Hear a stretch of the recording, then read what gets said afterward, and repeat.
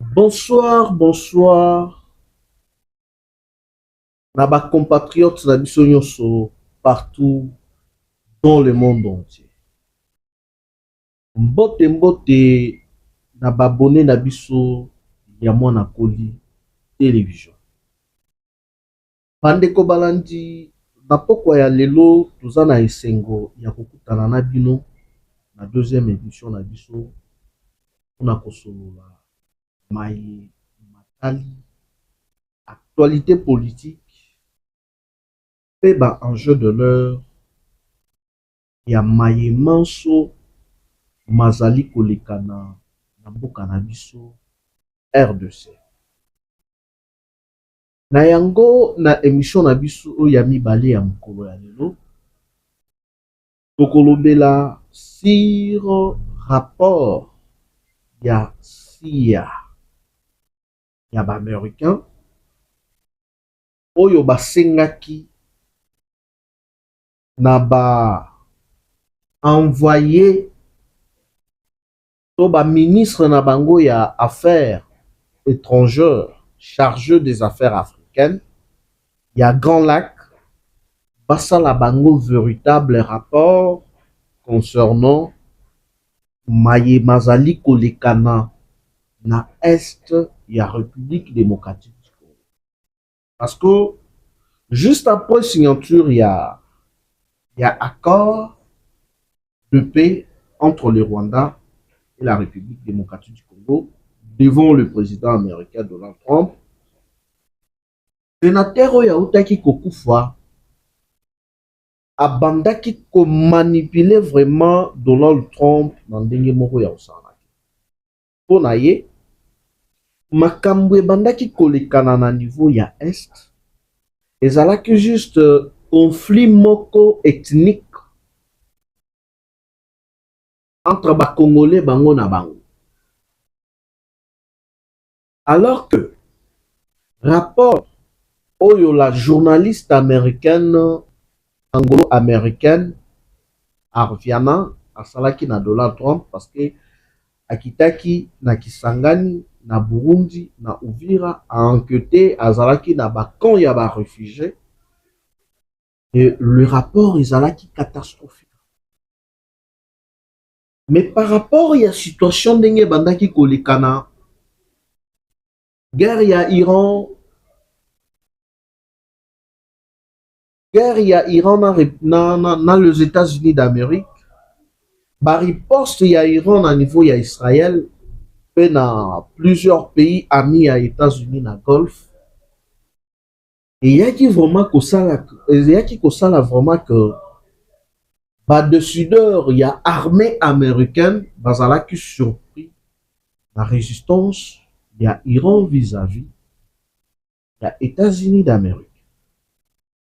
Voilà qui va enquêter sur l'origine ya l'uranium, les coltons oyo babandaki kosa oyo babandaki ko permettre bango ba fabriquer ba drone moderne, ba missile moderne et bendaki un peu curiosité na bango. Et vous allez remarquer même que ces 3 derniers mois, le président américain a effectué au moins 2 voyages na niveau ya Turquie. Oyo d'ailleurs a risqué vu naye parce que ba tenté kobomaye à 2 reprises. Parce que les Iraniens bazali vraiment déterminés. Et voire même récemment, a commis qu'on s'en prendre na Tayyip Erdogan, président turc, ya kozala complice ya Donald Trump et bazali ko menacer ba bombarder voire même ba site mususu na ambassade ya États-Unis na niveau ya Turquie. Qu'est-ce qui se passe? Rapport ya CIA oyo ba récolte plusieurs données. Il y a au moins 9 ambassadeurs. Il y a des pays limitrophes. Il y a la République démocratique du Congo. Il y a des ministres, na bango, il y a affaires étrangères chargé des affaires africaines à niveau ya Grand Lac, bapesi bango rapport. Et rapport oyo bapesi bango, enquête et bandit de 2001 kino 2017. Bandeko ndenge nayebisaka bino ke ngonga ya République démocratique du Congo ekoki. Nzambe alalaka na Congo, Nzambe aza na Congo, Nzambe ya bakongolais ayoki kolela. Et Tshisekedi azali bénédiction pour le peuple congolais en général.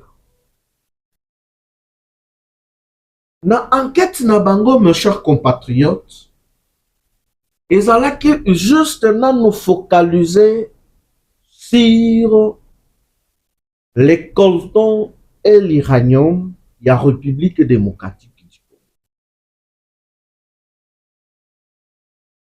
Ndenge basage baloba. On ne peut pas faire la guerre ou engager une guerre sans toutefois interroger l'histoire. Et là, il y a un chiffre avec mondial. Ba missile oyo et permettra aux États-Unis d'Amérique va prendre le dessus sur le plan planétaire.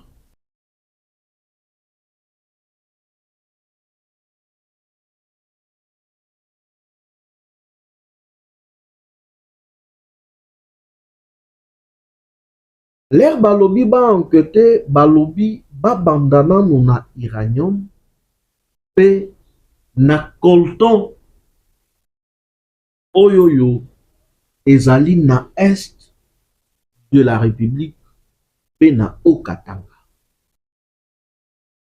Yango boko remarque que récemment plan B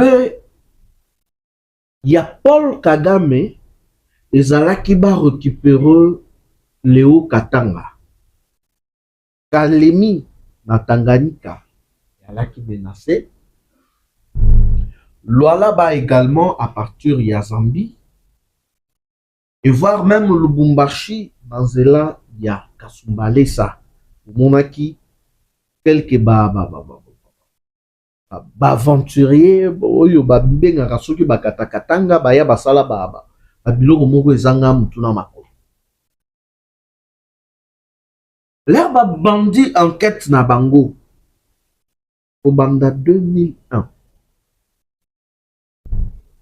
kino 2017 rapport ezalaki catastrophique. Ngana yebaki te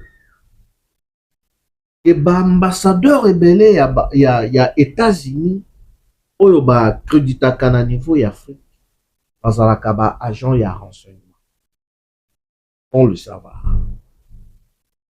Parce que oyo baye kotinda récemment na niveau ya Rwanda, ye azali pena membre influent ya CIA. Ye azalaka na Afghanistan, azalaka na Iran, azalaka pe na Irak, baye kotinda ye na Rwanda. L'objectif oyo batindela ye ezali nini? Yalaki po ba constituer plusieurs éléments oyo ya englobé l'enquête sur vente ya uranium dans coltan. Et la vente ya uranium, mes chers compatriotes, imaginez-vous, au banda 2001, ya la kina nou ya cessé. Oye siko na 2002 kino 2017. 15 ans. Katumbi na Kabila bateka 600 000 tonnes ya uranium.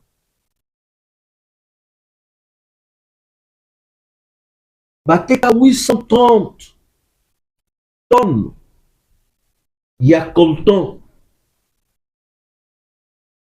via mwanga chuchu. L'air batali mutuo ya bandaki kolukela bango ba preneur. Mutuo bandaki commettre bango en contact na ba acheteur ya laki Paul Kagame. Yango wana kala mingi te bozala surpris te yakeno les États-Unis d'Amérique va sanctionner sévèrement Moïse Katumbi. Et na arrivé ya Kamitatu na Union Sacrée, plusieurs secrets et causes à la révéler.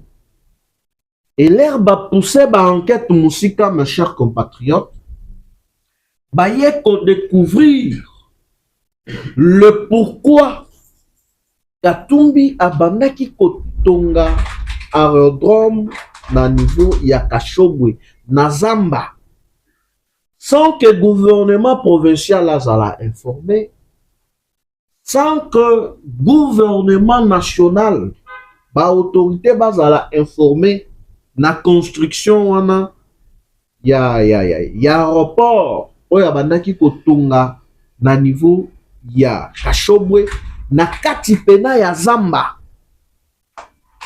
Plan na bango ezalaki nini? Et là, sikoyo bakomi ko détecter ba grand acheteur ya 600 000 tonnes wana, Chine ye moko asomba 250 000 tonnes ya uranium na République démocratique du Congo, nanzela ya Kagame oyo achaka bango en contact na Katumbi na Kabila. Place boko comprendre esika Kabila abenga Katumbi Jida. Et na ko préféré pena émission oyoyo na sala ngo pena na 3 volets. Oyo eza volet ya liboso o tozo sala na poko ya lelo. Deuxième volet ozala lobi na tongo, donc mardi na tongo na bavant midi à partir déjà à 11h. Deuxième volet ko banda wana. Parce que ceux qui to lobby pena ya non toko tana ba détail nyonso to lo ba nyonso lelo tozo risquer to la awa.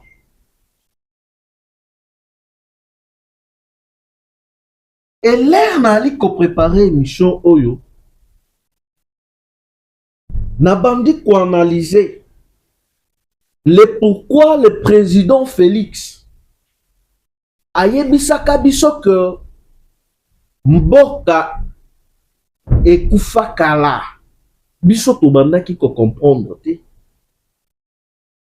Mes chers compatriotes, 250 tonnes na Chine nanu ye moko. Et Chine sikoyo abandaki kotekela Corée 3 fois prix oyo ye abandaki kosomba na République démocratique du Congo.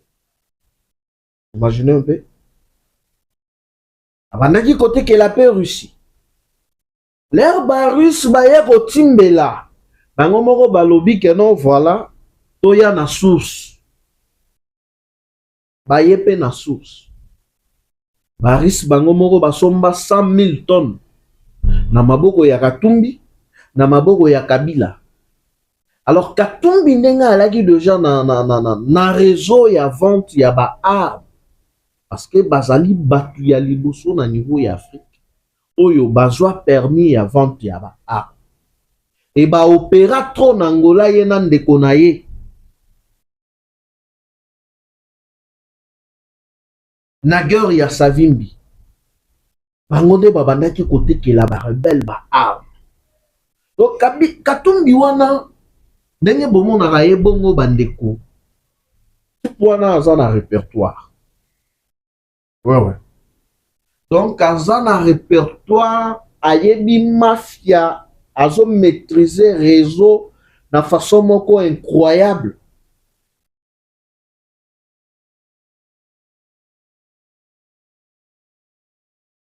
Baye siko na Iran.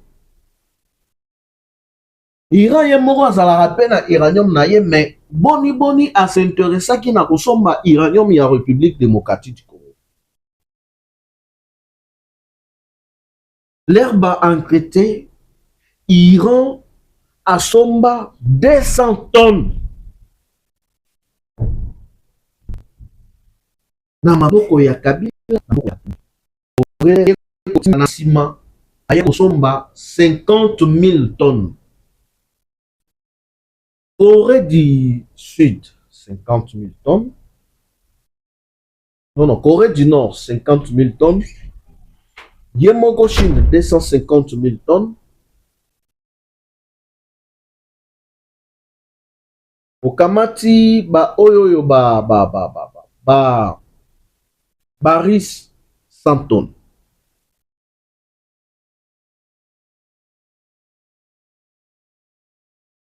Ende lelo États-Unis azali ko mimona pena menacé sur le plan nucléaire, même si azali kolona bangonyo surtout. Parce que moi je pensais que non, c'était la Chine. Et ça va même na téléspectateur na biso mususu. Alors bah qui non on a koli. Que ba na États-Unis ba likolo. Sur le plan nucléaire. Parce que nombre exact ya batono yo bango bazwa à l'époque na Chikolobwe. Toyebi yango te. Bazwa ki combien de tonnes? Parce que til lelo bazalaka likolo sur le plan nucléaire. Alors l'air aux soit 250. Il y a ba chinois. Aujourd'hui 200 il y a ba iranien. Aujourd'hui 50 il y a ba nord-coréen. Aujourd'hui 100 il y a ba russe. Et ça lit 600 000 tonnes. Oyo batekela bango bongo. Alors que bango na bango ba grande puissance na je ne sais pas moi G27 ou G7 ou G8 na bango wana ba signa ba accord ya Vienne que mutu moko te ako se permettre à les target ya 10 000 tonnes ya uranium na monde parce que ekozala danger pour la humanité. Alors, mutunyo surtout à la qui comme mon appel comme appel danger na ndenge na ye a boosté politique na ye nucléaire. Et si ko Chinde a teke la paix ba Philippines, je te même surpris ba Philippines ba Indou na paix. So yo beti pena na na top 10 il y a armée mondiale comment na bango bazawana franchement vraiment je te surpris. Na lobby et na Philippines au paix azana arma makasi bongo. Nyoso wana nini uranium ya République démocratique du Congo. Et c'est comme ça que plusieurs grandes puissances sikoyo misu na bango nyoso komaki braqué na est de la République. Ba tuerie nyoso e bandaki kolekana. Ba assassinat, ba viol e bandaki kolobela bango eloko moko te parce que ba yebaki déjà que non bazali na sauté. Alors, pendant se protéger, kota na plusieurs institutions, pe couloirs diplomatiques, il y a décideurs, il y a grands diplomates. Parce que imaginez-vous, kobanda temps ya Kofi Annan, oye na Ban Ki-moon, oye na Swing, oye na Oyo Guterres, oyaza actuellement awawa, bango nyonso bazalaki na kati ya Jules, bazalaki na ba intérêt na bango na minéraux nyonso bandaki ko bima frauduleusement dans l'est de la République. Et yango wana babandaki kobeta semblant ya ba mort nyonso oyoyo babandaki koboma na est ya République démocratique du Congo. Vous imaginez un peu?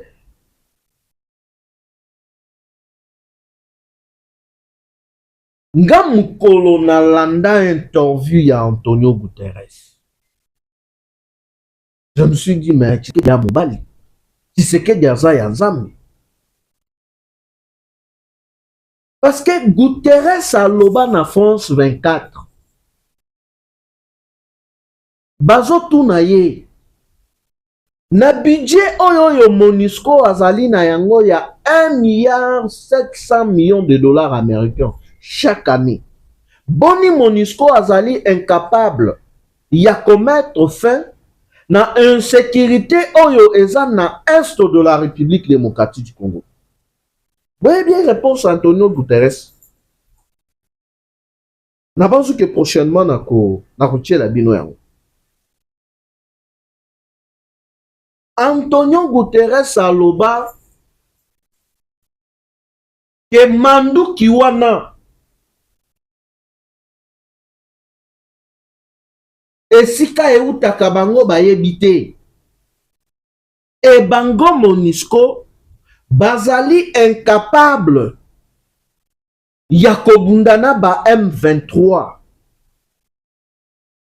parce que baza na manduki oyo bango baza nango te. Bolandaka nanu mwa extrait ya interview muke.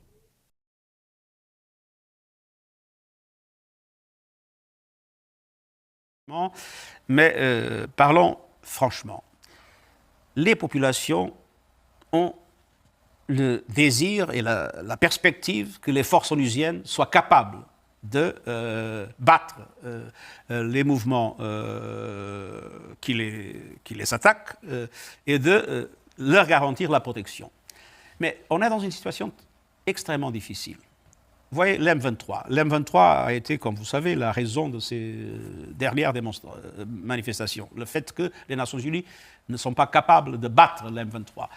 La vérité, c'est que l'M23 aujourd'hui est une armée moderne, avec des équipements lourds, qui sont plus perfectionnés que les équipements de la MONUSCO. Et viennent-ils du Rwanda, ces équipements? Ils viennent de quelque part. Bon, vous semblez dire ils oui. Ils viennent de quelque part. De quelque part d'à côté. Ils ne sont pas nés dans la forêt. Ils viennent de quelque part. Alors,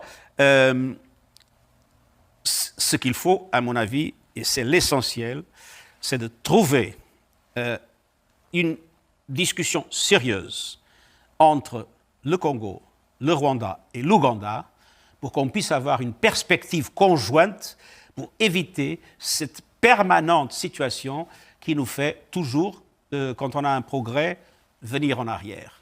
Il faut que ces pays se comprennent mutuellement et il faut que ces pays coopèrent effectivement pour la sécurité de l'Est du Congo et aussi pour les garanties de sécurité, il ne faut pas l'oublier, du Rwanda et de l'Ouganda. Il ne faut pas oublier que l'ADF est un mouvement originaire de l'Ouganda. Il ne faut pas oublier qu'il y a encore dans le Congo le FDLR, je ne sais pas comment on dit ça en français, qui est un mouvement sorti des génocidaires des Hutus. Alors, il y a des préoccupations de tous les pays. Il faut qu'ils s'entendent parce que penser qu'une force de maintien de la paix peut résoudre des problèmes. Quand il y a maintenant des forces militaires extrêmement bien armées, c'est impossible. Et les populations, naturellement, ne le comprennent pas. Boyoki ndenge Guterres alobi. Alobi manduki oyo bazali na yango, bango baza nango te. Donc, ba rebelle baza bien armé koleka structure ya munene lokola MONUSCO. Et ezali kobima na munoko ya nani? Ezali kobima na munoko ya Antonio Guterres, secrétaire général ya Nations Unies. Vous imaginez ici comme mafia ebandaki kozala. Tozongi siko na conflit entre Katumbi et Joseph Kabila. Nini epoussa Joseph Kabila abenga Katumbi Jida? Nini epoussa Katumbi aloba na Kabila que yo l'air okota RDC okota kana passeport nini? Oyebi eloko bawelela 600 000 tonnes ya uranium. Parce que Katumbi alaki déjà na expérience, alaki na répertoire na millier wana ya bavente ya armes. Ayebaki ba pays oyo yo baza na besoin ya ko booster pe politique na bango nucléaire. Vous voyez un peu ce que je veux dire par là. Alors, vu qu'il y a la canne bleu, c'est comme ça que l'uranium nyoso et bandaki kouta na katanga oyo d'ailleurs un certain temps bateki saka exploitation na yango. Mutu azalaki chargé ya kote kayango. Yalaki Katumbi. Donc, ezo bimawana na Katanga ekoti Tanzanie. Tanzanie wana oyo ekoti na Kenya oyo ekoti na emati kuna na ba Détroit d'Ormuz oyo eke Iran oyo emati kuna Europe eke Chine. Donc, ça se passait comme ça.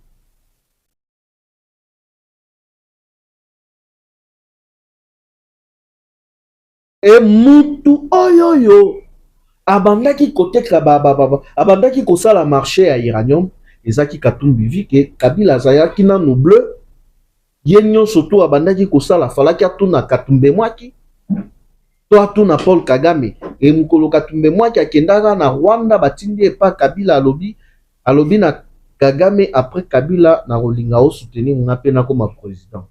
Kagame ayebisa Kabila mona Katumbi mwaki est danger, c'est comme ça que Kabila aboma Katumbi mwaki. Et lelo bato wana balingi baya neti ba donneur de leçons ya ba Congolais. Esimba te. Esimba te. Toko reverser bino pena kitoko. Et toza na kati pena ya ko reverser bino. Oh. Katumbi l'air aye ko se Kabila l'air aye ko se renseigner. Nani ayaki kotimisa sikoyo Kabila. Toi ayaki kotimisa Kabila responsable ya militaire ya Chine. Sika Kabila salé la formation militaire. Accéléré d'ailleurs il y a 6 mois. Nkolo mususu kaka ndenge abandaki ko voyager bongo parce que ye pena eki pena trop Chine. Pe ba bien na ye mususu ebele pena 40% ya banye ya Kabila ezandwe na Chine. De aye kotimbisa ye alobi mais yo pe okotekela biso uranium cher boye ndenge. Oh, cher comment? Ba obetela biso tonne moko na autant. Alobi te.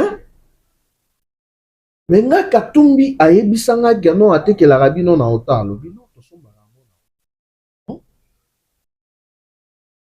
L'air abengi Katumbi alingi awangana. Katumbi pe l'air atimbeli en tant que mafié amoni ke awa na komi en danger. De esika Katumbi abandaki ko se faire victimiser. Pas de troisième penalty. Pas de boye.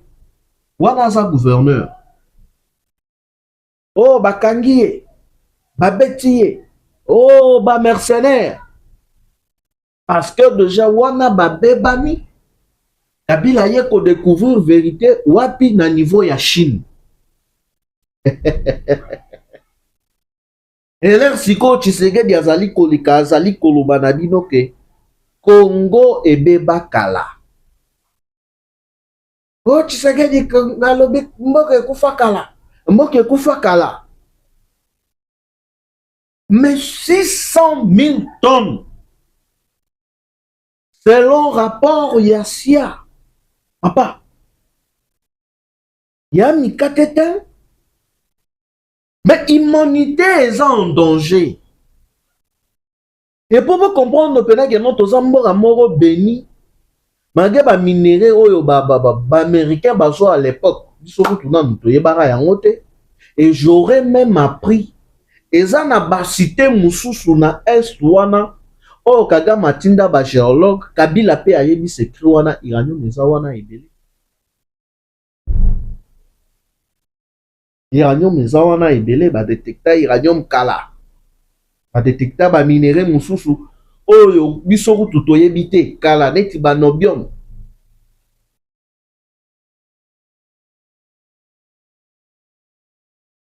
Et lelo siko ba enquête nyonso wana eza documenté.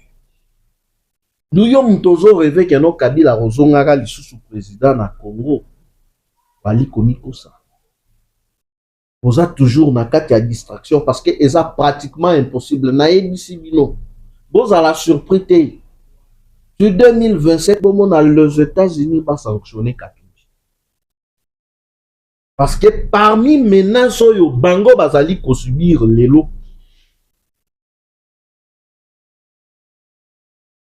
Bato basali ke ba Iran wana basala pena ba quelques mois ya ba résistance avec les États-Unis d'Amérique. Kabila Katumbi Kagame a joué rapport. Et déjà na mutu ya Kagame l'air à comprendre que et sengeli siko na manipuler ba américain. L'air azala ki nando na même mise. Na manipuler ba américain. Na réconcilier nano les deux ennemis. Katumbi na Kabila ata na ndoto bakotikalaka koyokana te. Baza ba ennemi juré parce que na 15 ans ya règne ya Katumbi na niveau ya Katanga akwali Kabila pendant 9 ans. Le Kabila timbeli à comprendre réseau yemoko ba maramu mususu akomaki kosala yango yemoko et c'est comme ça que boyaki comment on a changé même code minier. Et là bozo mona lelo bango nyonso mibale wana misu na bango matoi na bango mitema na bango ezaraka na Congo, c'est à cause de nos minéraux. Bango passe souffrance ya ba Congolais, ba s'enfoutara na bango bazala quand même pas kuna. Bango sur le minerai d'abord et non les Congo d'abord. Alors que Fachi, c'est d'abord l'amour du Congo et des Congolais. Nous ça yo betchen ce que doit mumba. Apotisa biso. Batu wana mibale bakotikalaka koyokana te ata na ndinga baje. Théâtre basalaki awa wana Lubumbashi po bo comprendre que Kabila azalaka na kanda botala attitude na ye. Azoseka pena azoseka boye mais azosante pena ke mutu ana dan. On est là baboma bler Kabila boma Mamadunda. Abengisa ya. A féliciter ya bete pena na lipeka zo ningisa mutu. Et umelate. 3-4 jours après, Toyoka Bou Babomi Mamadundala. Mais normalement, dans la Babomela Yende Awana Kisasa. Soboye Barade. Et là, à Talisiko, na Karenyon, Batutu ba reversa nationalité na rwandaise. Chela bango bapazo badaya. Bango imukina. Et belé ya ba notable Katangue. Chela bango poison a utilisé batu ba bara bango. C'est pour vous dire que Congo et Zayaba Congolais. Les siro bazui rapport union souvent na balobi ah bon. Donc bateau yo bazo salande boye parce que bango ba anticipaka. Bango baza pena na ba stratégie belé ba mona menace na musika. Ba anticiper déjà. Il faut casser sikoyo bango. Les Boali comme on a malgré eux, ils allaient coller Canada Iran, mais les États-Unis ont toujours la même mise sur la RDC. Toujours sur la même mise sur la RDC. Et eux, sur eux, bah, comme ils travaillent, bah, ils travaillent, bah, ils disent non, voilà, bah, républicains, ceux qui bah, bah, démocrates, ceux qui bah, continuer dans la même bêtise, d'autres yababa. Ba américain ndenge bango bazawana ezala ba démocrate ezala ba républicain bango c'est l'Amérique d'abord et bazotala siko partenariat stratégique ko ba signé na Fachi na gouvernement et non na ba individu parce que Kabila ta ba vantuana ya ba iranium ndenge ba bana ko sala ngona ba Katumbi bazotekela nano ba entreprise privée etekeli pe l'État voyez bien Amati, quel est l'État? Et comme les bango siko mukuwa, balingi bamona siko clair. Yango zomona, ba processus nyonso yape, odoa, na minute oyo, réunion ezali kokutu. Boulot sa zali wana. Balobi ba M23 esengeli ba se retirer. Ezo banda wapi, ezo banda na au plateau de Minembwe. Nous sommes au monde où Bazanga, Sobanya, ça pas distraction, mes chers compatriotes. Congo, c'est un Congolais. Congo, Nabiso, c'est un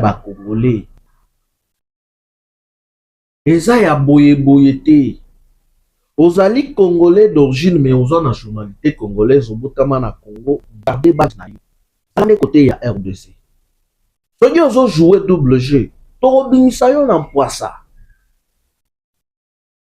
Yango si o besoin mona que les États-Unis l'air à comprendre, muto yo il s'est fait de l'argent pour la continuer na kopiaka ba minerai ya RDC, babanda kokende kotekela yango ba ennemi na biso. Po bango ba ki na ba distraction.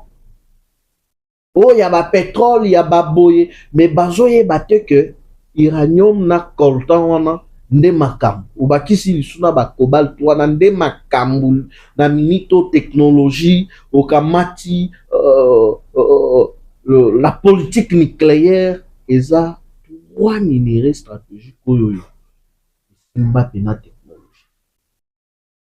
et na kati ya République démocratique du Congo toza na yango pena ya qualité pena ya teneur ya likolo na ndenge moko ya osana te. Yango bobandaki komona Katumbi akomaki kosala par tous les moyens asololi na ba Serbe asololi na ba Vietnamien asololi na ba partenaire na Yeris.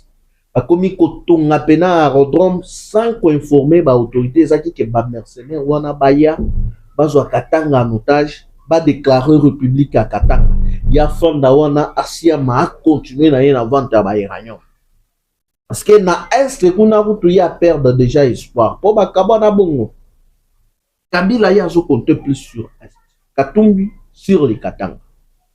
Et na minito siko bango nyoso wana ba plan na bango tout eza na mai. O ba uti kotinda récemment wana Rwanda wana général wana ya Rwanda. Je vous dis bobangelo monte. Maman na piège. Parce que maramu mususu biso tozo mona boye, oya kaka obandi ba critique, bi critica mais ce seul Fachi oya yebi vérité. Ye mutu aza pena très bien informé mais biso toza wana pe kaka pona ko oyebisa ye pe ba mwa ba biloko moko ba mwa ingrédient mike o izo zanga zanga.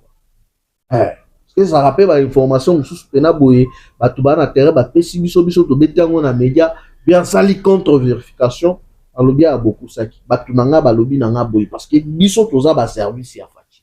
Tozali wana pona ko servir mboka na biso Congo. Vous voyez un peu ce que je veux dire par là.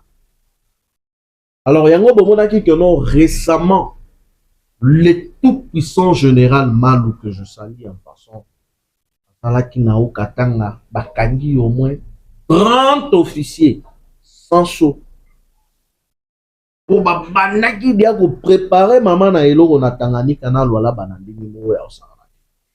Les plans wana ezalaki des choses.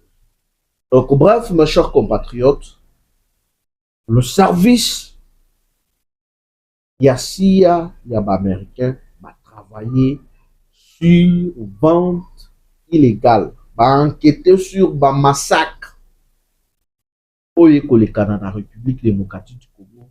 Ils en a trois auteurs: Kagame, Kabila, Katumbi. Les trois cas des malheurs en République démocratique du Congo. Oyo ba reçu copier 600 000 tonnes ya uranium, 850 000 tonnes ya coltan, 13 millions de Congolais au Bakoufa, na est de la République. Les alindés na mutu na bango. Ba élément na mususu ya enquête, ils allaient continuer. Merci mes chers compatriotes. Bon continuer à s'abonner massivement à mon télévision. Là, il y a notre canal de Congo. Pourquoi y a Lelo. Merci et à demain.